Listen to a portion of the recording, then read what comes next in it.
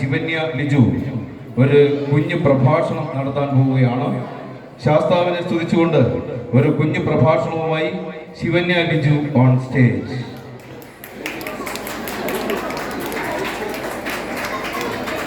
എല്ലാവർക്കും എൻ്റെ നമസ്കാരം. എൻ്റെ പേര് ശിവന്യ ലിജു. ഞാൻ ഇന്നിവിടെ നിങ്ങൾക്ക് മുന്നിൽ പറയാൻ ആഗ്രഹിക്കുന്നത് ശ്രീ ധർമ്മശാസ്താവിനെ കുറിച്ചാണ്. കേരളത്തിലും ദക്ഷിണേന്ത്യയുടെ പല ഭാഗങ്ങളിലും ആരാധിക്കപ്പെടുന്ന ഭഗവാനാണ് ശ്രീ അയ്യപ്പൻ അഥവാ ശ്രീ ധർമ്മശാസ്താവ്. ഹൈന്ദവ വിശ്വാസപ്രകാരം ഹരിഹരപുത്രനായ ശ്രീ ധർമ്മശാസ്താവിന്റെ അവതാരമാണ് അയ്യപ്പൻ.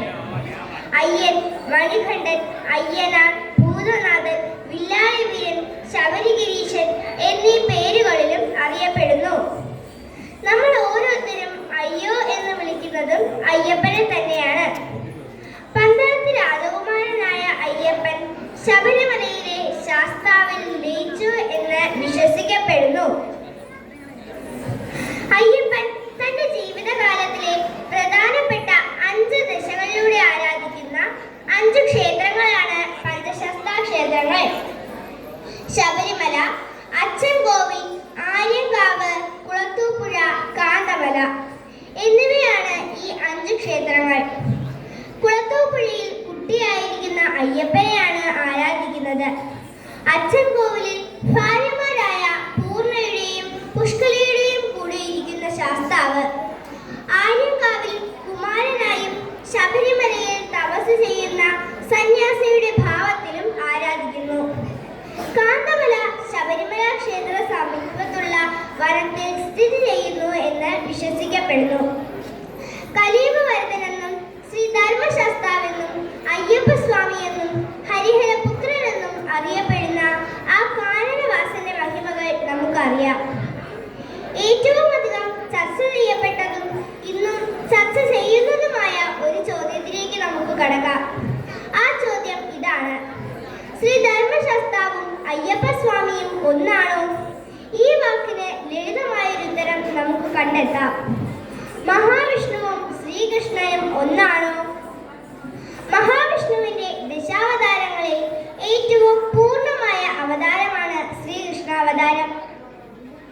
മഹാവിഷ്ണുവിന്റെ പത്നി ലക്ഷ്മി ദേവിയാണ്. പക്ഷേ ശ്രീകൃഷ്ണ ഭക്തിമാൻ രുക്മിണിയും സത്യഭാമയും. എന്നാൽ കുരുക്ഷേത്ര ഭൂമിയിൽ വെച്ച് വിശ്വരൂപം കാണിച്ച് താനും മഹാവിഷ്ണുവും ഒന്നു തന്നെയെന്ന് ശ്രീകൃഷ്ണൻ തെളിയിച്ചു. ഈ ഒരു തത്വമാണ് ശ്രീ ധർമ്മശാസ്താവിനും അയ്യപ്പസ്വാമിക്കുമിടയിൽ നാം ദർശിക്കേണ്ടത്. അസുരന്മാരിൽ നിന്നും അമൃത് വീണ്ടെടുക്കാനായി മോഹിനി രൂപം ധരിച്ച വിഷ്ണുവിൽ ഭ്രമിച്ച പരമശിവന് ആ വിഷ്ണുമായയിൽ പിറന്ന പുത്രനാണ് ശാസ്താവ് എന്ന് സ്കന്ദപുരാണത്തിലും ഭാഗവതത്തിലും പറയുന്നു. എന്നാൽ ആ ശാസ്താവ് ബ്രഹ്മചാരിയല്ല. പൂർണ്ണ, പുഷ്കല എന്നീ 2 ഭാര്യമാരും സത്യകൻ എന്നൊരു പുത്രനും ശാസ്താവിനുണ്ട്. എന്നാൽ ആ ശാസ്താവിന്റെ അവതാരമാണ് അയ്യപ്പൻ.